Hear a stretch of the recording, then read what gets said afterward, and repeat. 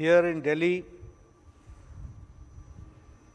the All India General Secretary and in charge of Tamil Nadu, my dear colleague, Shri Muralidhar Rao ji, our very dynamic President, L. Murugan ji, our very senior leader, who is former Minister in the Government of India, Shri Pon Radhakrishnan ji, our National Secretary H. Raja ji, our former MP Radhakrishnan ji, and all the state executive members of Tamil Nadu BJP.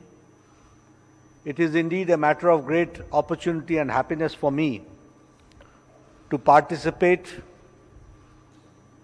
with the Tamil Nadu BJP state executive.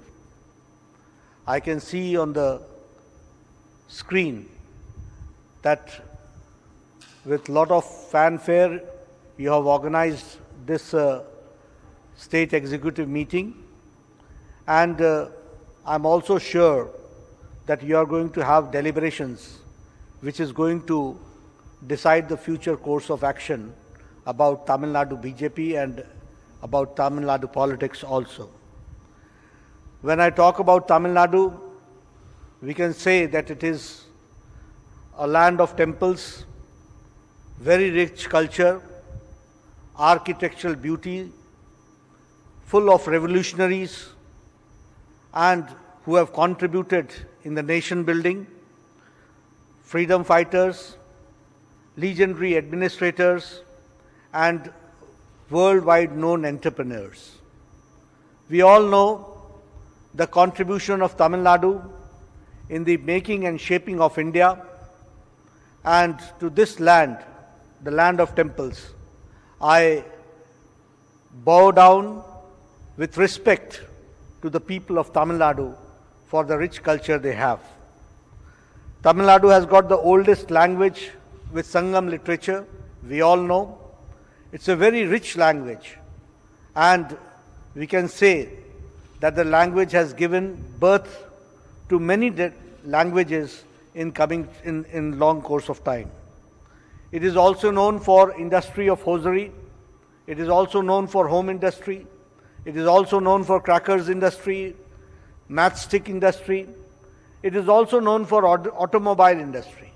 We all know that the people of Tamil Nadu are very industrious. If I talk about the contribution of Bharatiya Janata Party, we are proud to say that we had a national president, late Jana Krishna Murthy, who happened to be from Tamil Nadu. His contribution we all know, and it is not to forgotten that he contributed for the rise of the party and see that the party grows in South, especially in South. When I talk about Tamil Nadu BJP, I am happy to share with you that Murugan ji, the state president, along with his team, is trying his level best to give dynamism to the party and see that in a very short span of time, Bharatiya Janata Party grows and becomes meaningful in the Tamil Nadu politics. If I talk about the DMK politics, we all know that DMK has been always inciting the feelings against the national spirit. They have been on a lookout to see to it that in the national mainstream, the assimilation, the formation is always disrupted, and they have been anti-development. An anti-development course has been taken by the DMK by coming out with issues which are not in the interest of the nation. We all know recently the Karuppar Kuttam, the issue which really was highlighted and it enlightened the people of Tamil Nadu. They were agitated, and their agitation was in the most peaceful manner to represent the nationalist feeling. I congratulate the Tamil Nadu BJP and the people of Tamil Nadu with coming of the national inspiration. We can say that in Tamil Nadu, the DMK and the administration, it has become a sheltering ground for people who are not working in the interest of the nation. We have to see to it. We have to be alert and we have to be active to see to it that we are able to give befitting reply to such people who have been working in the direction which is not in the interest of the nation. There are people who are working against the interest of the nation and they are being provided shelter in Tamil Nadu. I certainly would like to specify here that the administration and the political parties should be on an alert to see to it that divisive forces do not get strength in the land of Tamil Nadu. That is, I would like to request.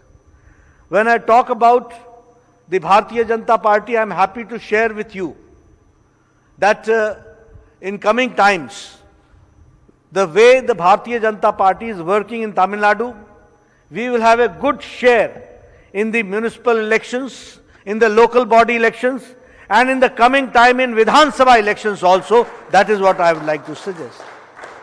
We have to increase our vote share and we have to see to it that how do we go forward as far as the vote share is concerned. I would like to congratulate the Tamil Nadu BJP unit for doing a wonderful job as far as the COVID management is concerned.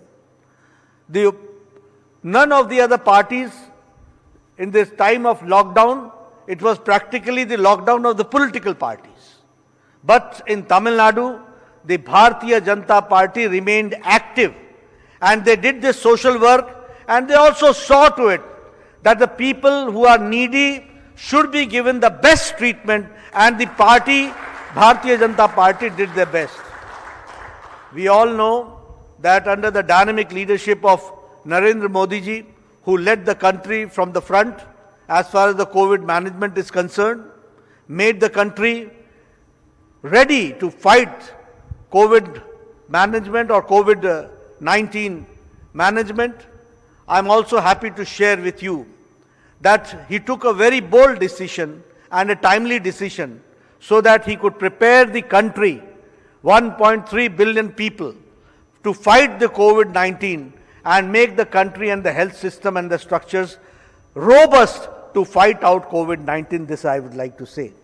We all remember that there was no COVID dedicated hospital when the lockdown was imposed. We all know that at that time we had no dedicated beds for COVID management. We all know that the testing facility was minimum. We all know that the ventilator facility was also not up to the mark. But yes, we can say that during the lockdown period, we developed the COVID hospitals, and now we can say that more than 1,500 dedicated COVID hospitals are there. More than 12.5 lakh COVID dedicated beds are there. More than 44,000 ICU beds are there. At that point of time, the testing facility was 1,500 a day. And today the testing facility has crossed 10 lakh per day. That is what I would like to suggest. We did not have ventilators, but Prime Minister Modi encouraged the local entrepreneurs. And you will be happy to note that 50,000 ventilators have been manufactured in India and they are in service. That is, I'd like to say. At that point of time, there was no personal protection equipment, PPE kit. And there was no facility also for personal protection equipment. But now, with the encouragement to the local entrepreneurs, we have got approximately 5 lakh personal protection equipment produced, manufactured day-to-day basis. That is what I would like to suggest. The same way, in Tamil Nadu also, you did a wonderful job in Feed the Needy program.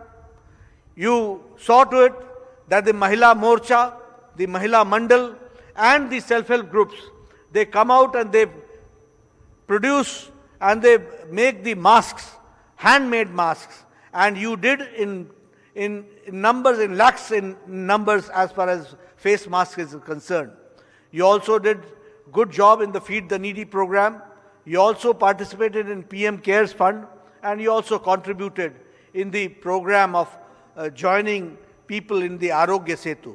Once again, I congratulate the Bharatiya Janata Party Tamil Nadu unit for doing a good job as far as the social work is concerned. This has given an impression in Tamil Nadu and countrywide that Bharatiya Janata Party workers do not only are interested in power politics, but we have got a social angle also, and we have a social thinking also, and we work for social cause also. And this was depicted. This came out very clear during the time of COVID. That is what I would like to suggest and I would like to say. As far as the Prime Minister Modi is concerned, we all know that he not only addressed the health issues of COVID-19, but he also addressed the economic issues. We were able to see to it that in Pradhan Mantri Garib Kalyan Yojana and Garib Kalyan package to the tune of 1,70,000 crores was spent for the people who were in the marginal section of the society, who were deprived and who had to be brought to the mainstream. We are happy to share with you that more than 80 crore people were given 5 kilo of rice or 5 kilo of wheat and 1 kilo of pulses, not for 1 month, not for 2 months. It started in the month of March and it will continue till the month of November. 80 crore people will be getting food so that nobody should remain hungry and everybody should be fed to the maximum. That is what I would like to suggest. Not only that, through Jan Dhan Yojana, Prime Minister Modi ensured that 500 rupees each month for 3 months, March, April and May, it was debited to the needy. 20 crore women were getting 500 for each month, that is 1,500 rupees. They were given through the direct benefit transfer to the people, to the women, 20 crore women of our country. Not only that, the specially abled people and the widows and the old age people, they were getting 1,000 per month for the last 3 months. That was also arranged. Not only that, it was 8 crore free gas cylinders were distributed for 3 months, 3 consecutive months, so that no family should remain with the facility of the cooking gas system. I would like to share with you that the international agencies like UN, international agencies like WHO, commended the work of Prime Minister Modi, and they said that Prime Minister Modi has not only addressed the health issue, he has also addressed the economic issues. That is what I would like to suggest, and that is what I would like to share with you. When I talk about COVID management, I also talk about the Atmanirbhar Bharat package, a package of 20 lakh crores, in which 1 lakh crore was to be given to the MSME sector, and 1 lakh crore, 2 lakh crore, 3 lakh crores, 1 lakh crore, sorry, 3 lakh crore was to be given to the MSME sector, and 1 lakh crore was to be given to the agricultural infrastructure sector. And also 5,000 crores was to be given for 50 lakh street vendors. And also 2.5 crore farmers were to be given the advance, the credit, Kisan credit card and Kisan credit facility to the farmers. Here I would like to suggest that Mr. Murugan, along with his team, should see to it that Atmanirbhar package, which the Prime Minister's vision is to convert the crisis into an opportunity. Here I would like to suggest that we should see to it that the Atmanirbhar package should be implemented in the land of Tamil Nadu in letter and spirit. This is what we have to do. And for that, we will have to see to it that all the state executive members should know in detail what is Atmanirbhar package and how it is to be implemented. Nearly 1 lakh crore has been dispersed and sanctioned as far as MSME sector is concerned. I would request Muruganji that you hold the video conferences with the MSME sector, engage them and see to it that they get the facility of this MSME collateral loans so that they are able to revive their small industries and see to it that Tamil Nadu, which is known for home industry, which is known for small scale industry, which is known for medium scale industry, they should flourish. And we have also seen to it that we have changed the definition of MSME sector. So people should take the advantage of it, and we should see that the economic activity in Tamil Nadu comes out with full pace and use the opportunity of this Atmanirbhar package. The same way for farmers, we are going to have 1 lakh crore to be dispersed only for the infrastructure of farmers, only for the value addition of the produces of farmers. So it becomes our prime responsibility. I would request Muruganji and his team to participate in the formation of FPOs, which is known as Farmers Producers Organization. In huge number, all the booth committees should be activated to see to it that these FPOs, in these FPOs, we are involving the farmers, and the progressive farmers should come up and should be the part and parcel of the FPOs, that is the Food Producers Organization. When we will do this, the farmers will be able to understand what do they need from this 1 lakh crore rupees to be spent on the infrastructure at the grassroots level, at the local level. For that, I would request that BJP should take the lead. Prime Minister Modi's vision of changing the crisis into an opportunity in the agriculture field by value addition should be taken as a responsibility of the Bharatiya Janata Party Tamil Nadu unit to see that we are able to bring the farmers into the mainstream. The same way, 50 lakh street vendors are there. 10,000 rupees are to be given to them. We would request that we should see that in Tamil Nadu, in small and big cities, none of the street vendors should be left from taking this advantage of this scheme. And for that also, the party has to be activated, and we have to see to it that all the party workers at the booth level contact the street vendors and activate the banks so that they get the collateral loans and the financial support as far as this Atmanirbhar package is concerned. The same way, I would also request that we should talk about the national education policy. You see, the national education policy, the last education policy came in 1986. And before that, the education policy came in 1968. We all remember. I am seeing L. Ganeshanji sitting there on the dais. At that point of time, we used to fight when the Rajiv Gandhi was coming out with the new education policy. We had said that this is only a change in the figures. It is just a change. It is not the change as far as the content is concerned, as far as the education policy's spirit is concerned, it is not changed. But now we can say with full command that under the independent India, it is for the first time that under the dynamic leadership of Narendra Modi, we have got an independent education policy, which is Bharat education policy, which is Indian in spirit and letter. That is what we have to understand. The major part, and I would request that we should do a deep study of this national education policy. Every state executive member and the state office bearers should know the main points, what is there in this education policy. We have to form a task force and see to it that it is implemented in letter and spirit. And I would like to share with you that this is an education policy where accessibility is there. Maybe rich, maybe poor. Everybody is going to get a qualitative education. That is first thing of this national education policy. Number two, it is affordability.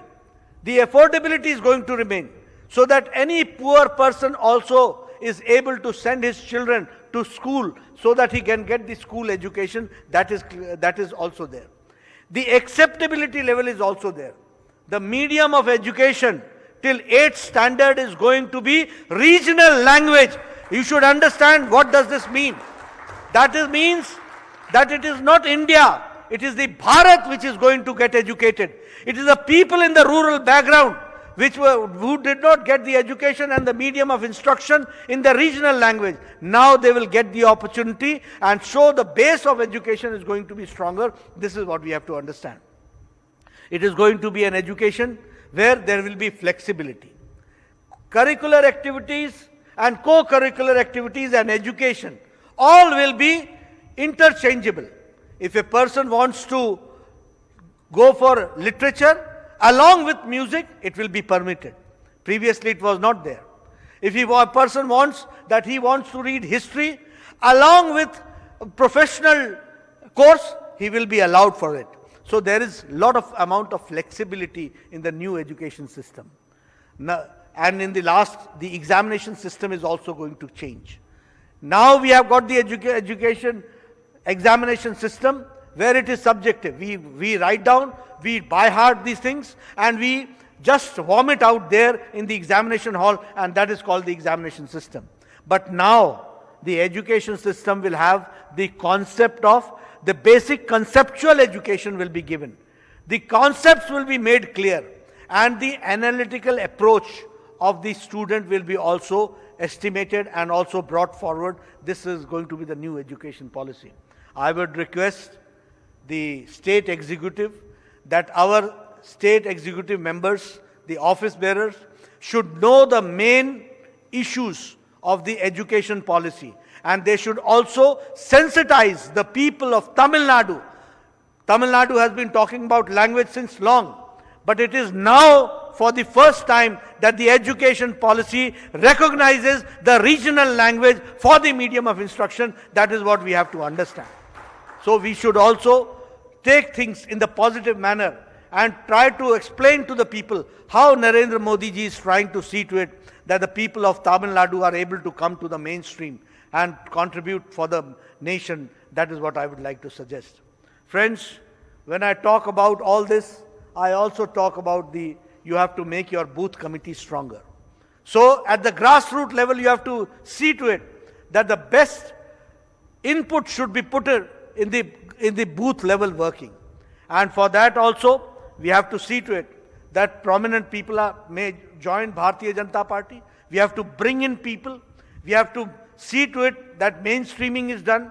And also we have to see to it that we develop WhatsApp group. Each booth should have a WhatsApp group. And you should have a very strong IT group at the state level. And 3 contents should be developed. One content is the national level content. What Modi ji is saying, what the Prime Minister is saying, what the party president is saying, what our senior leaders are saying, what our defense minister is saying, what our home minister is saying, what our external affairs minister is saying. All that content is to be put in at the WhatsApp group so that the people are enlightened and it should be put in regional language so that the people are able to understand what is the national contact, and the narrative has to be set by the people, by our party, for the people. That is what we have to understand. The second content should be of the state level. How we take state level issues? How do we react to it? How do we participate? How do we see to it about the activities going on? Recently, as we had this issue related to which we talked about, the Karupar Kutam. Now, Karupar Kutam, how does Bharatiya Janata Party address this issue? How do we say to it? How do we do the mainstreaming? So good content should be developed. The same way about the education policy, how it is going to be translated into the land of Tamil Nadu. So that should be narrated in the regional language with graphics. And the third is the local issue. How do we address those local issues? You are not going to make the WhatsApp group interesting if you do not have the local issues and addressing the local issues. So I would request to you that we should see to it that along with this national issues, state issues, local issues should also be developed, and the content should be put in. We should give the emphasis on youth. We should give emphasis to women. We should give emphasis to tribal people. We should give emphasis to the Dalit, and we have to bring them into the mainstream. So at the grassroots level, we have to see to it that a special effort should be there, a special drive should be there, so that we are able to involve the Dalits into the mainstream and bringing them into the fold of Bharatiya Janata Party. The tribals should be brought in. Lot of good work has been done for tribals. Lot of good work has been done for Dalits. Lot of good work has been done for women. And lot of good work has been done for the youth. We should put these contents, and all our political workers, I would like to stress upon here that all the political workers, and especially the state executive members, you are the ambassadors of change. You are the crusaders of change. You have to see to it that Tamil Nadu in the mainstreaming of Bharatiya Janata Party. So you have to activate yourself, you have to fight out, and you have to see to it that the ideology, the mainstreaming, and the issues which has been narrated and which the policies have been implemented, that is implemented in letter and spirit in Tamil Nadu also, so that the Tamil Nadu also grows and the development issues are on the forefront. This is what I would like to say. We also share that this is the time when we can say that Ram Mandir is now being constructed at Ayodhya. We can say that India from Kashmir to Kanyakumari is now one by abrogation of Article 370 and 35A. This is what we have to understand. Friends, many issues have been addressed by Prime Minister Modi in this short span of Modi 2 government, and many big issues have been addressed in the Modi 1 era, in the Modi 1 period. We have to go forward and see to it that Tamil Nadu is also able to get the benefit of the central government schemes to the maximum, and we have to become the crusaders of it. I once again congratulate the Tamil Nadu unit for doing a good job. I congratulate and I appreciate Mr. Murugan's dynamism along with his team, who are doing a very good job. I will come very soon. As soon as the corona is over, I'll be there in Tamil Nadu and have a very informal chat with you and see to it that we together see that party grows in Tamil Nadu at a faster pace. Thank you very much for giving me a very patient hearing. Thank you.